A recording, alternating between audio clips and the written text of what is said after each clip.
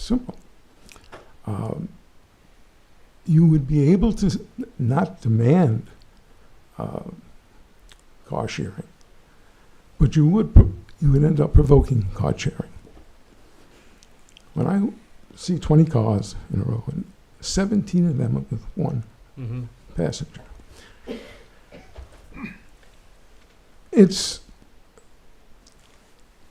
and here's the question: can you make that type of code change? Requiring on a permit. There were 6,000 permits issued in Southampton, all the Hamptons, this past year. Everybody who is going to make a permit is making a profit. I used to be in the business of making a profit. It's going to do two things. It'll make it easier for the developer, the contractor, whoever, right, to please his people. Because now you give him a law or whatever, code, that requires him to say to his people, you got to drive together. He can't do that without you, right? Because it's against the law. So the question is, can a permit have this type of restriction on it? It's not even a restriction. It's strictly them having to give you a traffic plan. Now, we would have to work out the balance of that on how that would work, right? Because some people say, okay, I need 3 cars on the lot. I just want to ask you to wrap up quickly if you can. I'm sorry. I'm sorry. Okay. Yeah. I made my point. I'll make it elsewhere, but I would like an idea whether or not you can do that. Yeah, I believe we're able to work with the building inspector to try and come up with traffic plans on properties. I do believe we have the ability to do that. Eileen, do you want to speak about that? I'm not sure we could do what you were suggesting, which is What is that? mandate them to drive 3 No, or... there's no mandation. You're not mandating anybody. Okay, you can't withhold something somebody's otherwise entitled to, like a is it? building permit. You're entitled to a building permit if you otherwise meet the code. You can't put onerous restrictions on it. It'd be the same thing Do you as think that's an mandating. onerous restriction to make sure that Yes. they put in a traffic Well, a plan? traffic plan, I mean, I don't know what you mean by a traffic plan, but... Traffic plan would be having 3 cars, a maximum of 3 cars on the lot. at Oh, one on the Sort of lot. like a parking Yeah, plan. we probably could do that. Yeah, I Something believe like we have the ability to do that, Okay, yes. so I thought you meant you could only have a certain number of people in the car. no, No, that would be that would be It would mandated, be but they trying to would have restrict do the that. number of vehicles that could be at a job site. I'm not sure how Yeah. much that's going to help, but yeah. Rob, do you want to say something? No. Okay. Nope, so I just. All right, no, thank you very much, sir. You know what, we can certainly speak to the building inspector about that. I believe they've done it in some other communities, so we can speak to him about how we might be able to look at doing something like that here. And by the way, with regard to the Uber, Oh, yes. I don't understand. Uber's a business. It's a commercial business.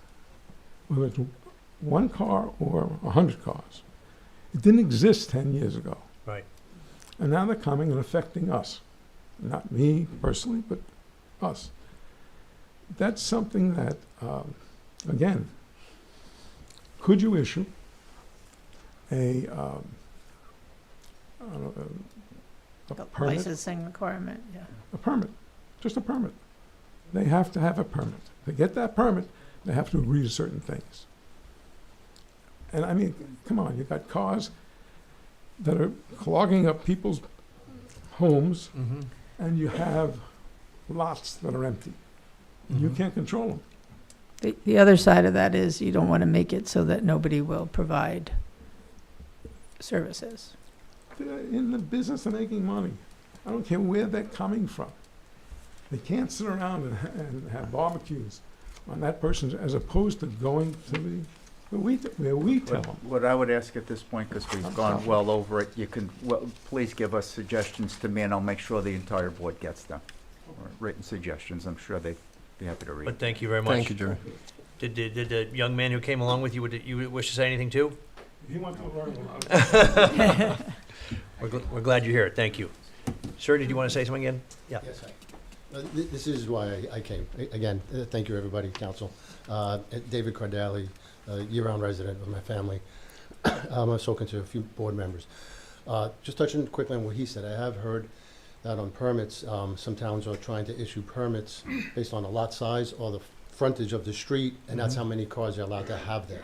So that if zoning enforcement or an inspector comes by and there's 20 cars, but that lot only allows 4 cars, then fines could be issued. That, to my understanding, that's legal. For I don't part, know. were you talking about during construction, Yeah, for or? construction Oh. cars, Yeah. yeah, because I know they put That's on the probably- police that's signs. probably allowed. but I have to that's- look at you it. were just kind of going off. No, what no, he I said. appreciate that, and I- I'm gonna ask council to look into that to see how we could try and control that with the building department. Right. Yeah. And the other thing you mentioned about the permits, I don't know if, drivers need permits in Southampton, but the points, a little more prepared this time than last time, I think the issue is twofold with the traffic. It's one, it's lowering the number of cars, which we really want to do, and also just preventing the cars from even coming our way. I see it as 2 issues. I think if the number one artery through is Hill Street.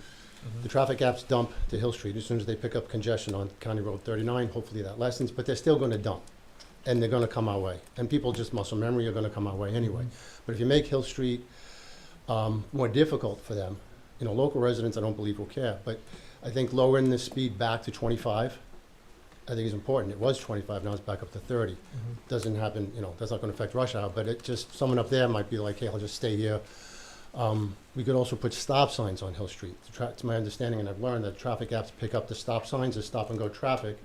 Those apps will not dump the traffic deterred to Hill Street. It'll wait. How long? I don't know, but whatever algorithm, it will affect it. So if you have some stop signs on Hill Street, it'll just read that as other stop and go traffic, and it will keep cars up there longer. These are just considerations to think about. The other big one is the speed bumps. I know everyone complains about speed bumps. I mean, speeding everywhere. You put speed bumps, trucks hate speed bumps. Any man with tools in his truck will tell you, I hate speed bumps. They will not speed. It's just another reason to deter them to, hey, stay up on the main highway, don't come through the village. And again, these items I'm suggesting, it's my belief they're all under, the village board. You guys can do this. What we mentioned before with restricting traffic. So we have signs at the beginning of Hill Street that restricts the weight. There's one over by First Neck Lane, something about truck traffic. I got Truck that routes, photo. yeah. Right. But it's in the VTL 1640, the paragraphs. I got them here, 5, 10, and 20, that the village can restrict weights. Yes, we do. They can, you can say, times, or maybe no, local deliveries you can't restrict. But it's not in the VTL, but I did see that you can possibly, no commercial traffic, 4 to 6 p.m. I'm not sure about that, but I'll That, look- no, that's not in the VTL, I'm just expanding on the statute. I don't think we have the authority to expand on that statute, But but I'll look at it. so It's fair enough. Coming I'll- down Hill I'll- Street on the way here, Mm-hmm. a little bit before this meeting, traffic, all along Hill Street, almost all the way to the movie theater. About every third, fourth car, commercial. You take out the commercial vehicles, you're gonna wipe out a lot of the traffic. So some type of restrictions need, or lower the weight limit. Then, obviously it has to be enforced. But that's clearly, the weight limit is 100%. Am I correct on that? That they can lower the weight limit on commercial trucks? I don't know about that. restrictions? I think there's a statute on it. I'd have to look. You're asking me, I don't know off the top of my head, but do you know? Can you Can we lower the lower weight it? We have limit 10,000. restriction? We have 10,000, which I think is what the state authorizes. I don't know if That's we what can I- go lower. Yeah, I don't think we can, but we can look at it. I don't think we can though, but Okay. I'll look at it. Yeah, I mean, I think that would make a big difference. And then just expanding on, again, what we started with, East Hampton they started annual contractors registry, where they have to register the vehicles. Yes, I did see that, yep. Is that gonna, I don't know if that's gonna tie into limiting the vehicles per permit or per contractor, of what they're allowed to have on job sites. I don't know if that connects, I'm not sure. But I don't know if there's one for the village. For the We do permits. not have one, no, we do not have one, yeah. And I Yeah. know that East Hampton just instituted that over the summer. Right, okay. Yeah, I mean, I think any of these would be helpful. Mhm. But just, can the speed limit be lowered? That's the one question I do want to ask. Can it go back to what it was? The speed 25? limit can be lowered, but it actually was put to 30 to try and get the cars to move out of the village. Right. And as you said, when it does become too congested, it slows down on its own. So again, the reason why it was raised to 30 was to, again, keep the traffic moving and flowing and to keep it moving out of the village. Right. So that was the reason why it was done. And then, as I said, it's sort of self-limiting when it gets too congested because no one's going to be able to go 30 miles per hour anyway. So I appreciate what you're saying. Years ago, the speed limit was 30. Then it was dropped to 25, and then it went back to 30. So again, we can talk to our traffic engineers again about that, but it was their recommendation that to keep traffic flowing to exit the village, that it was better to have it set up at 30. Right. We've done the same thing on long north-south routes in the village. Perhaps you noticed First Neck Lane, South Main Street, those, and actually North Sea Road, when you get beyond Bowdoin Square, those speed limits go up to 30 because, again, we're trying to get people to exit the village, and it was thought that the north-south roads of First Neck and South Main were so long that to again, get people to move more freely, that the speed limit there should be 30. Right. Yeah. As to the 24-hour no left on Lee, I totally understand the issues they're having. Mm-hmm. But at the last meeting, everybody on Halsey was here because Yep. all the cars You're come correct. to Halsey then. Yeah. So just They also- I just want everybody to know we're going off 5 minutes. Okay, Yeah, all right. okay, They also okay. didn't like the light, but we got rid of the light after a week, so.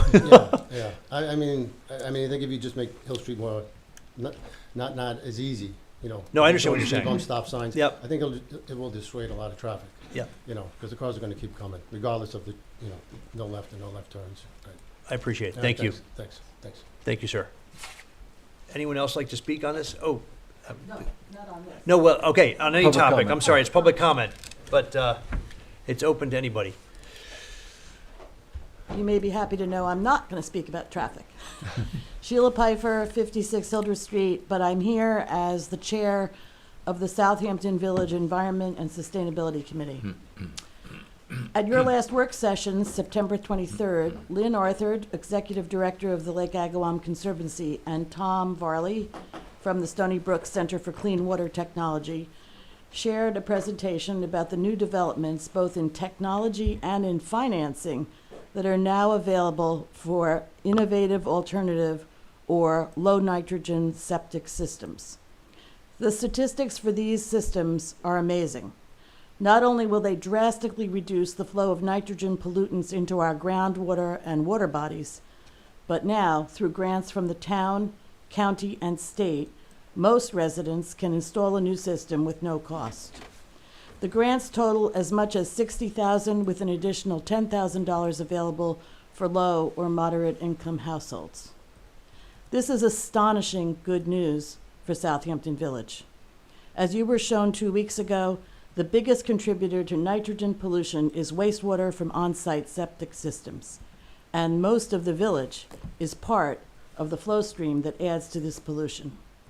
Now, with the establishment of these grants, everyone will be able to replace their systems. The Environment and Sustainability Committee is partnering with the Conservancy and the Center for Clean Water Technology from Stony Brook in making sure that residents not only know about this opportunity, but also have assistance and support to apply and receive the grant money. We are grateful to the board for endorsing this Southampton Village residential septic replacement system. Our committee, in conjunction with the village, will sponsor an information session about septic replacement on Saturday, November 22nd at 2 p.m. at the Southampton Cultural Center. Stony Brook Center for Clean Water Technology and others will present much of the same information that you have already heard, and people will be able to sign up for assistance in getting the grants to make replacement cost-free for most people. Once again, we thank you for supporting this Southampton Village residential septic replacement system. Thank you very much. Thank you, Sheila. That's it. Excellent. Thank you, Very Sheila. much appreciated. Anyone else like to speak? Sage, you just walked out of the room, but I wanted to know if there was anyone on Zoom. I think there is. Is there? Okay. Sage? I'll just take a moment to say, and just to underscore, if anyone's watching or watching this on tape afterwards, what Sheila said is very important. I know some people think my system's working fine and all of that. You can not only have, in almost every case, and really every case that I'm aware of, all of your costs paid for. That includes the reestablishment of existing landscaping. So if you can find a 1 to 2 week window where you're either off-site or okay with someone coming in to tear up your yard, you can basically have it done and come back with a reseeded or resod lawn and not know what ever happened. So it's a really big benefit for the environment. Thanks. Thank you, Rob. Thank you. everyone. Sage, I see we have someone joining us by Zoom. Yes, we do. Okay.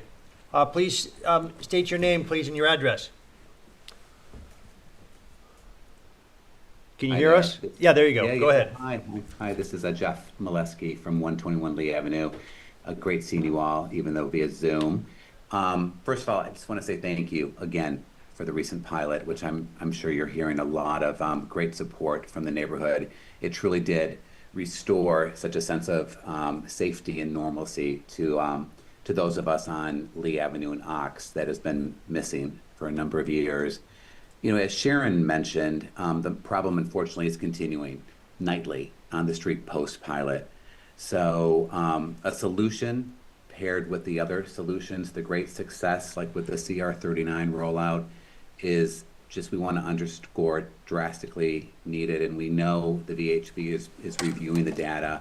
We're very eager to hear that. And we urge you to implement these turn restrictions permanently. And as optimistic as we think the permanent rollout of CR39, the pilot will be in terms of help easing the overall traffic coming in to the village. As everyone here knows, Lee Avenue, and you know, I guess that would be the western part of Ox, remains in a unique position. They are the furthest point west feeding Hill Street, and even with the improvements elsewhere, it continues to just bear the brunt of the cut-through traffic. Hundreds of cars and trucks from within the village still use it daily just to save a minute or two on their commute from people within the village coming across the village. So we're talking people even, you know, that not just cutting through the village from outside of it, but within Southampton Village. And that's why making this left turn restriction at Lee and Hill permanent is so essential. The good news is that CR39 improvements, along with, I know that the new McGee stoplight, are going to help offset concerns about diversions to other streets, and an issue that will no doubt surface, right, in the VHB report. So we need to move forward, and we know you're looking at this. We're just putting a finer point on it. We're in the off season while traffic is lighter, albeit the traffic on Lee and Ox over there is still heavy, and drivers can begin adapting to the change. As soon as we get this implemented, they can start to learn it well before it really becomes the heavy season next May, and we're not back at it starting over again and just dealing with a parking lot on Lee Avenue. And you know, as Trustee Stevenson, I know he's not here tonight, but as he has said many times, we must protect the village, and those of us on Lee and Ox wholeheartedly agree.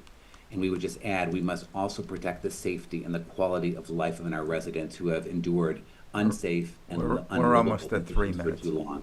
All right, so with that, thank you. Thank you for your time, thank you for your leadership, and we really appreciate the continued support in making this a permanent solution.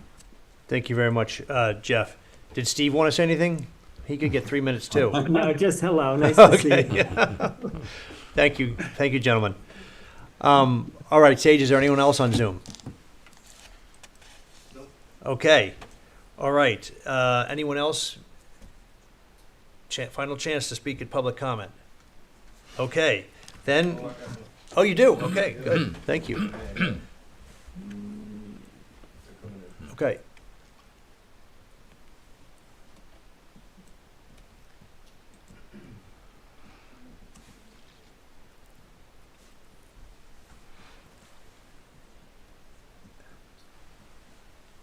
Hi, please state your name and address.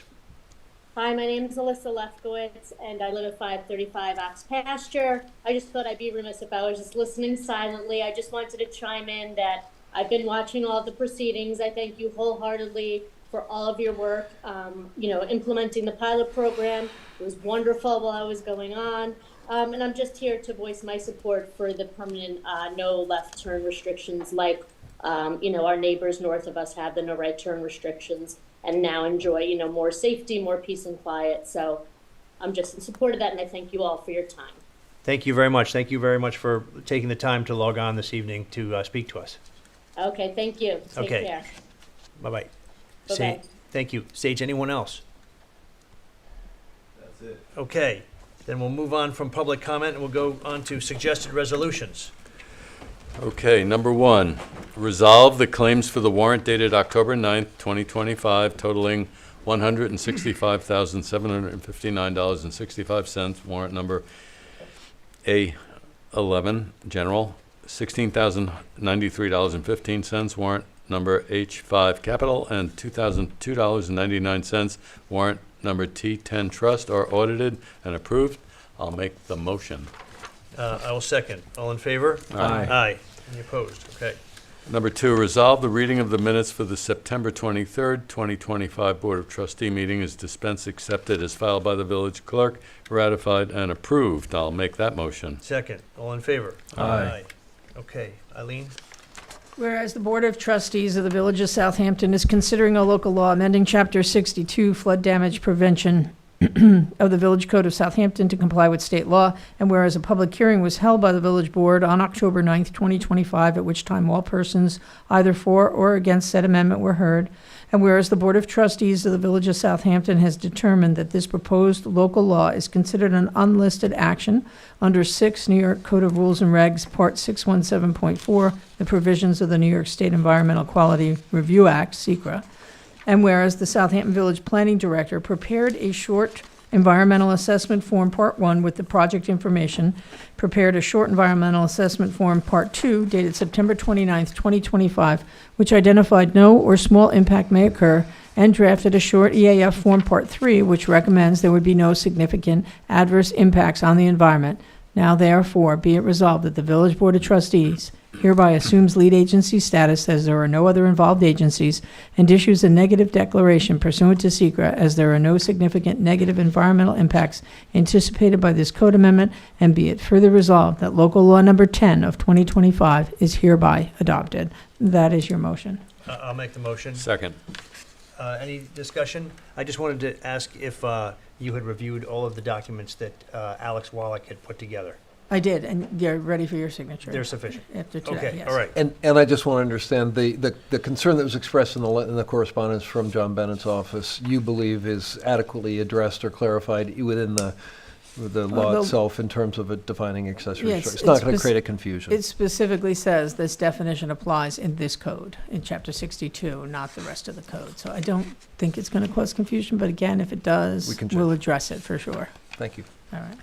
Okay, we have a motion and a second. All in favor? Aye. Aye. Any opposed? Okay. Whereas the Board of Trustees of the Village of Southampton is considering a local law amending Chapter 110-43 of the Village Code, Traffic and Vehicles, by updating and amending Schedule L, stopping, standing, and parking restrictions, and whereas a public hearing was held by the Village Board on October 9th, 2025, at which time all persons either for or against said amendment were heard, now therefore be it resolved that the local law number 11 of 2025 is hereby adopted. So I will make the motion. Second. Any discussion? All right, all in favor? Aye. Aye. Any opposed? Okay, thank you. Whereas the Board of Trustees of the Village of Southampton has determined that this proposed local law is considered a Type 2 action under 6 New York Code of Rules and Regulations, Part 61.7, sorry, I gotta put my glasses on, these numbers are getting tough. 617.5 C22 of the New York State Environmental Quality Review Act, and that no further review under the New York Environmental Conservation Law, Article 8 is necessary. Now therefore be it resolved that the Village Board hereby directs that a public hearing shall be held as a hybrid in-person Zoom meeting on November 13th, 2025 at 6 p.m. at the Village Meeting Room at the Southampton Village Hall, located at 23 Main Street, Southampton, New York, 11968, to hear any and all persons either for or against a proposed local law entitled A Local Law Amending Chapter 110 of the Village Code, Vehicles and Traffic, by updating the schedules related to stop intersections 110-37, Schedule F. So I'll make the motion. After a second, we can have a discussion. Second. Okay, discussion. So it was brought to my attention that we have a four-way stop at the intersection of Culver and Pond Lane, and that the one on Pond Lane traveling south at Culver is just a yield sign, which actually is not appropriate when the other three have a stop sign. Because the question is, if you were to yield, what are you yielding to? You're yielding to stopped cars. So again, I discussed this with the chief, who recommended, yes, it should probably be just a four-way stop. So we would be changing the yield sign on Pond Lane at the intersection of Culver from being a yield sign to a stop sign. So does everyone ever understand that? Yep. Okay. As a jogger, I can tell you that there's always a concern because there is no stop sign there, and that was a part of my route. There is a crosswalk there. My only concern would be how many cars can we get through that intersection from the Windmill Light? In other words, we have a potential for backing traffic up into that intersection and creating a block the box situation with that. It could happen. I mean, it's, Please come forward, chief. Sorry. I mean, it's a valid point. I mean, it could happen, especially in the height of the summer, when we do have the traffic issues. But I'm really hoping that between 39 and that pilot getting going, I'm hoping it won't be an issue.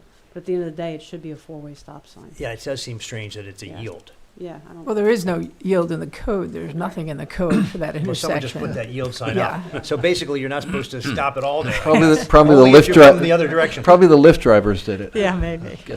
Anyway, so this is putting it on as a public hearing at Right. the November meeting. So I will make the motion. Second, all in favor? Aye. Aye. Any opposed? Okay, thank you.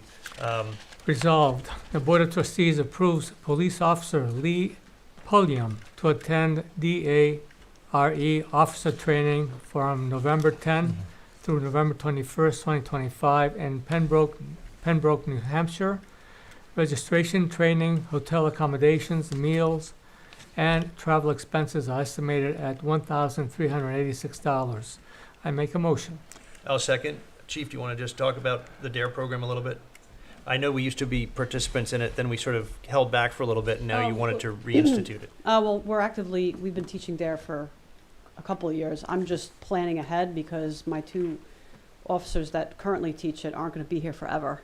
And I need to get somebody else certified and into the schools in the event that the two current ones retire.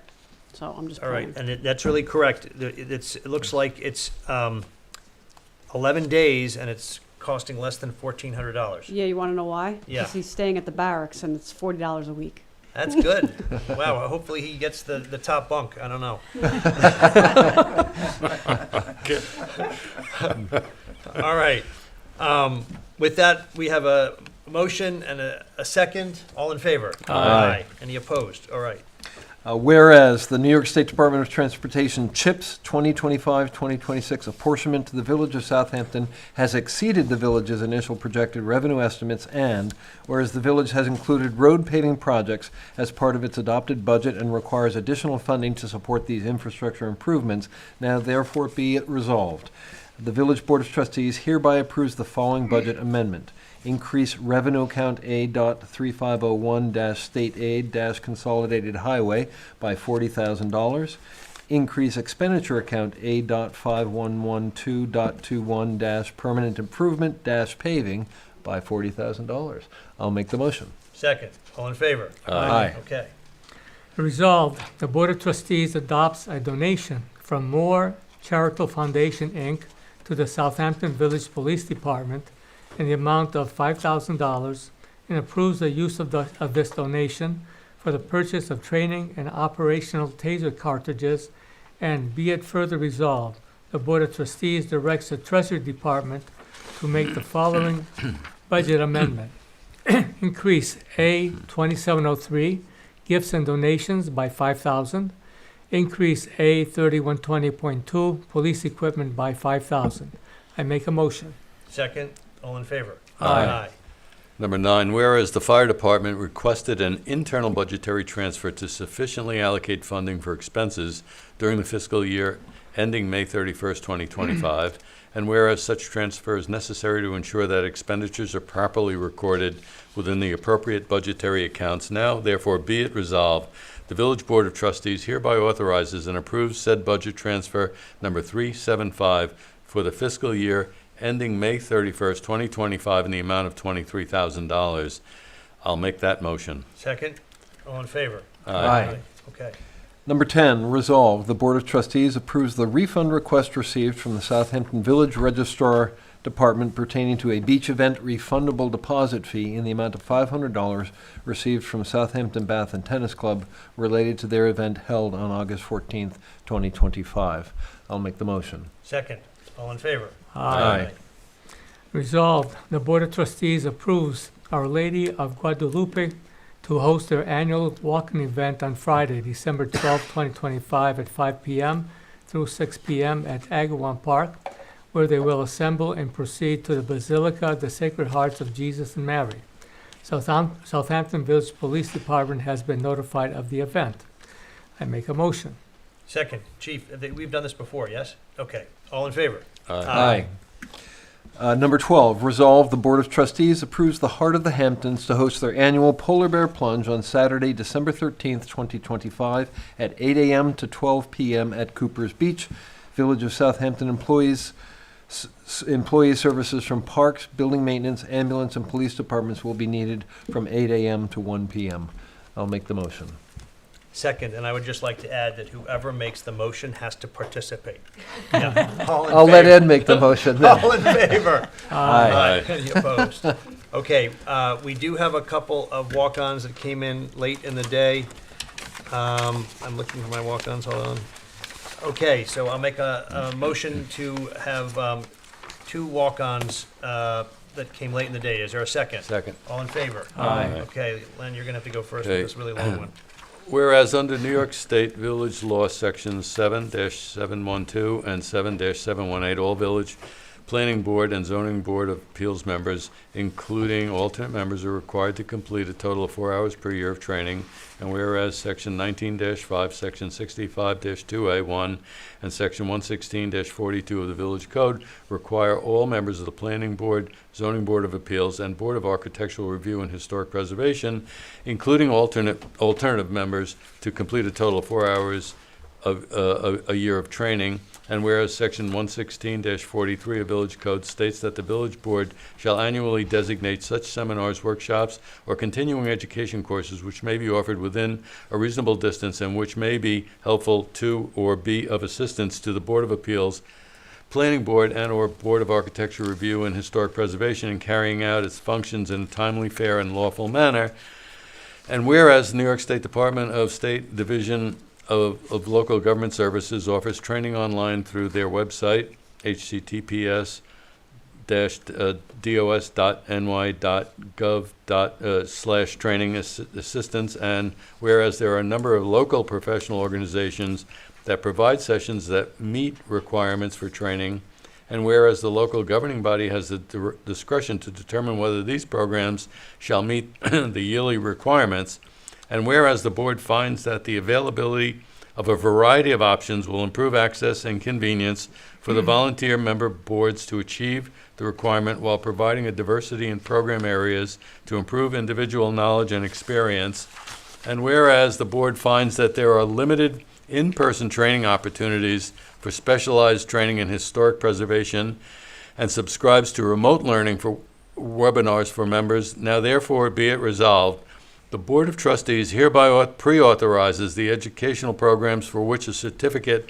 will be provided by the following organizations: the New York Conference of Mayors, the Suffolk County Planning Federation, Nassau County Planning Commission, American Planning Association, including the Metro Chapter and Long Island Section, Suffolk County Village Officials Association, Long Island Regional Planning Council, Hofstra University, including the Breslin Center for Real Estate Studies and the Maurice A. Dean School of Law, New York State Department of State Division of Local Government Services, including online webinars, National Alliance of Preservation Commissions, including online webinars, Pace University Land Use Law Center Home Study Zoning School, others as may be pre-approved by the village administrator.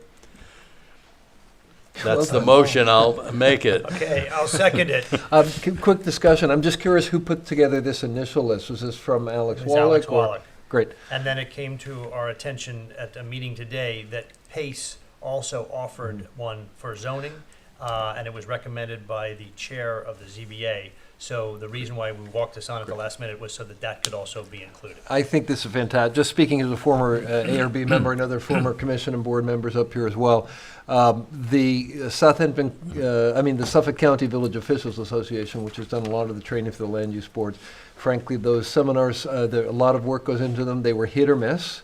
And even among the ones that were interesting, they were hit or miss as to their relevance.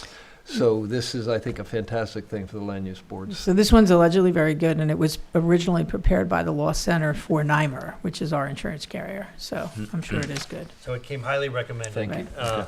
By Carol Zacharias, as I said, chair of the zoning board. And so that's why we're recommending it. And it's to be free. added. And it's free, correct, that's a good one. Okay, we have a motion and a second, all in favor? Aye. Okay.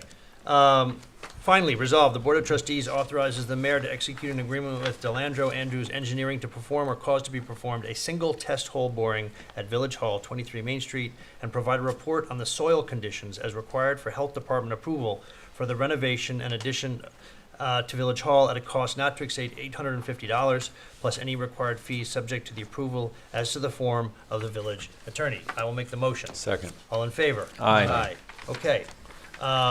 With that, we will now turn to comments from board members, and Trustee Coburn gets to go first. Well, I'm sorry we're missing our colleague Roy Stevenson. I understand he's celebrated a recent birthday, so I hope he's enjoying that somewhere. And next time he's not here, maybe the chief could sit up here to save her some walking time to the podium. Just a couple very quick comments. Just with respect to traffic, I applaud the approach that we've taken, along with a lot of residents. We have been very patient putting the study together, and a lot of data was pulled together, and I'm glad that the consultants are moving swiftly, but also taking their time to do that, because I know we made a commitment, all of us up here, to take as much as we can a data-driven approach to what is a difficult problem. So I'm looking forward to receiving that data. And just given some of the comments tonight, I'd also just remind, and I think the chief would back me up on this, for those who weren't here in late April, early May, the County Road 39 experiment, when it was done as a pilot, really significantly changed traffic on Hill Street and the feeder streets. It was remarkable. And for residents on Lee Avenue, which I agree has had the worst of it, I just wanted to say I went down there the Thursday before the pilot and the Thursday of the pilot. The Thursday before, there was traffic as far as the eye could see, bumper to bumper, waiting to turn. The Thursday afterwards, for the 20 minutes I was there, a total of 4 or 5 cars turned off of Lee Avenue, no more than 2 at a time. So if it works just as well this time, at least temporarily, I think we would all be very happy with those results. 3 just very quick comments. I'm sure others will say this, but I had the pleasure of going to some Southampton Fest events on Saturday and to the reception given by the Rotary Club the night before, and wanted to thank Nancy Kane and all the people who helped put that together, and the Rotary Club and the sponsorship of many people, particularly the Southampton Association, for the event on Friday night, which was very well attended. I was privileged to be part of a session today, an express session event at Union Burger Bar with the mayor and the chief and Janice Sheriff, the town planner, and a number of other people, talking broadly about just the future of the village on several fronts, or challenges and opportunities that face the village. If you have a chance to watch that online, which I think is available through 27east.com, or will be, or listen to it, I think it was a good discussion, and Mayor, thank you for your leadership on that. And I just wanted to also say that next Friday, it was alluded to today often during this express session, the Planning Commission, we've mentioned it tonight, but the Planning Commission will have this discussion of workforce housing, as Bill has said, in this room at 3 p.m. And I think it's a good opportunity for what I think more and more people have recognized. We don't know what the final form will be necessarily. We've got some good ideas already on the table, but clearly sort of a growing awareness that addressing workforce housing in some way is a critical part of not only addressing traffic, but other community needs. So I just wanted to remind the public of that, and otherwise, I'll say good night. Thank you. Thank you, Trustee Coburn. Trustee Simeoni. Sure. The Southampton Cultural Center is an important part of the village, and they provide so many services and programs. And on November 8th, from 3 to 5, they're having a family fundraiser, which I encourage everybody to participate and enjoy. It's very important that we do fundraise for the Southampton Cultural Center so they can continue providing the programs that they do. Also, I am a license to the senior committee, and there will be a meeting on October 15th at 3 o'clock here at Village Hall. There's also going to be a presentation at that time by the Southampton Police Department on providing information about how to protect seniors from scams. Should be an important discussion, and I invite the public also to participate during that meeting. Thank you, Trustee Simeoni. And I think we're also going to have seniors register so that in the event of, a natural disaster or something, we know where the seniors are located. Or if there's a fire in that residence, we would know that, for example, they're on the second floor in a bedroom. Maybe they need oxygen. We would have that information recorded so that it would help aid in any sort of rescue that would be necessary. All right, so we'll turn to, usually it's Trustee Stevenson, but it's Trustee Zananti now. Thank you, Mayor. Traffic. As we met with the county exec and the DPW staff at the county who was in charge of county traffic on the 16th, we got our answer 2 weeks later on the 30th, and Chief and I were at that meeting, and we heard a lot of conversation about long-term solutions.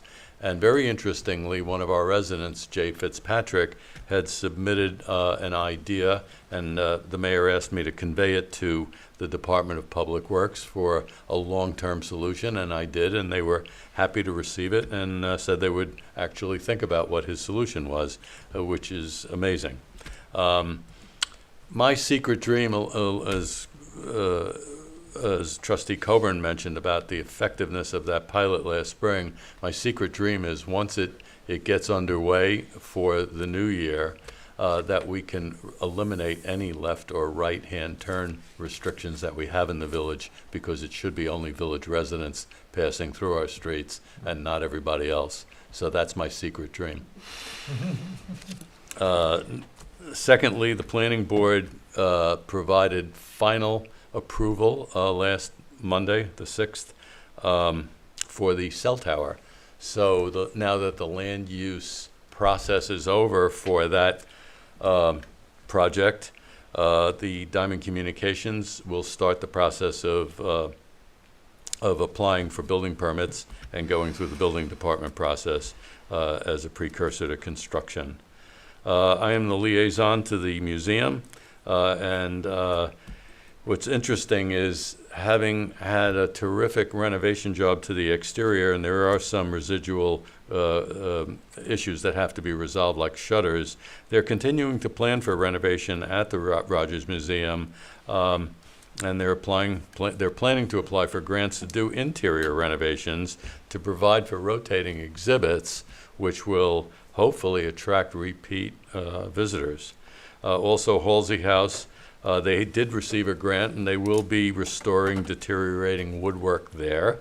And for Pelletreau House, they did receive a New York State grant for to provide for historic infrastructure report, which will hopefully enable them to apply for grants to repair that building. So a lot of good work is being done by the museum.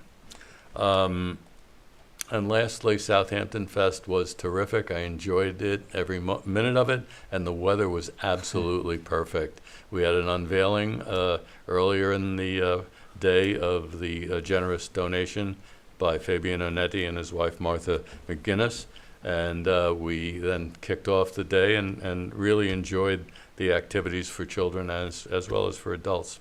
And with that, I'll say goodnight. Thank you, Trustee Zananti.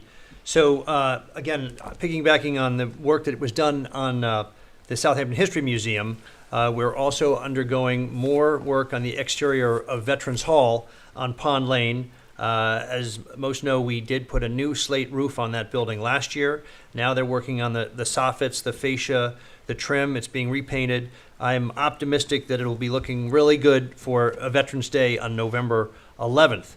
Other than that, we have a lot of projects going on in the village. Down at the south end of Lake Agawam, they are installing a bioswale, and also the Lake Agawam Conservancy is removing the Phragmites, and they're going to be replacing those with native plants. And again, we have permission from the DEC to do this work. They're actually dewatering the Phragmites on the side of the parking lot there.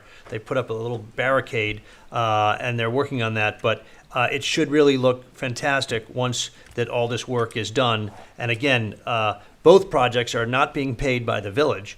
The bioswales are being paid by the town trustees for their parking lot, and the Lake Agawam Conservancy is paying for the remediation of the shore of Lake Agawam there. So those are great projects.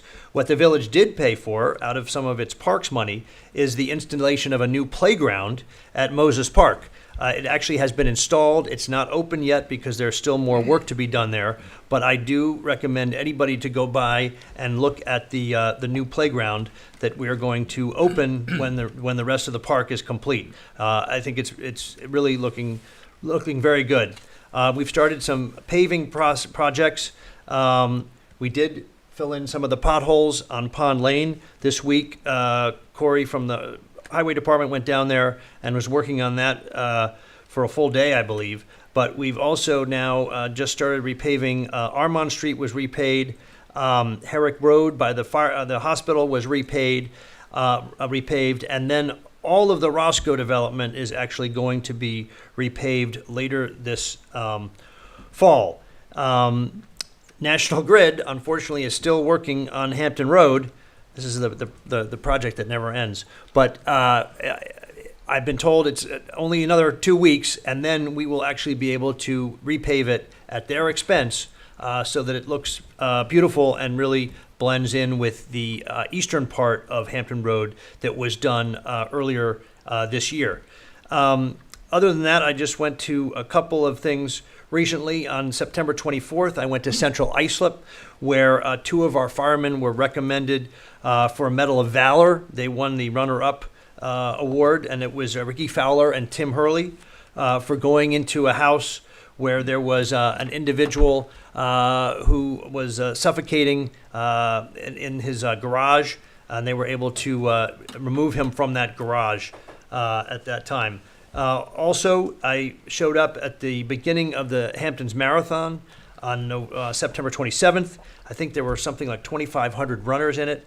It started this year at Agawam Park, and I actually heard from many of the store owners that they thought it was fantastic because they had a lot of business on that Saturday, the 27th. One person who said he was very pleased and had me come and talk to him about it was actually Noonan at Herbert and Rist. He said he couldn't believe they all wanted to have drinks after they finished the marathon. So he did very well as many other businesses. And then, as Rob said, on the 3rd, attended the Rotary Cocktail Party with the Southampton Association joining in this year. And that was a great kickoff to Southampton Fest. I think it was a huge success this year. We heard from a lot of people that they really enjoyed it and that we had really stepped up this year. And so that seems to be something that really is becoming an annual tradition the first weekend in October, and really is something that is putting Southampton on the map, so to speak. We do have a long weekend coming up this weekend. I did look at the weather report, and unfortunately, while it looks like it's starting out very nice, Sunday and Monday is calling for high winds and rain caused by a coastal storm. So I want everyone just to take note of that, and if they have to bring things in to their homes, on Saturday before the storm hits, that would be advisable. But obviously, we're going to continue to monitor this, and we'll be in touch with the police and others if we need to take any action. in the village, and look out for, falling tree limbs that could still occur. And other than that, I think that is it for this meeting. We have no executive session, so I will just ask that we make a motion to close this meeting of the Village Board of Trustees, and I'll ask for a second. Second. All in favor? Aye. Okay, thank you all very much. Thank you, Chief, for being here.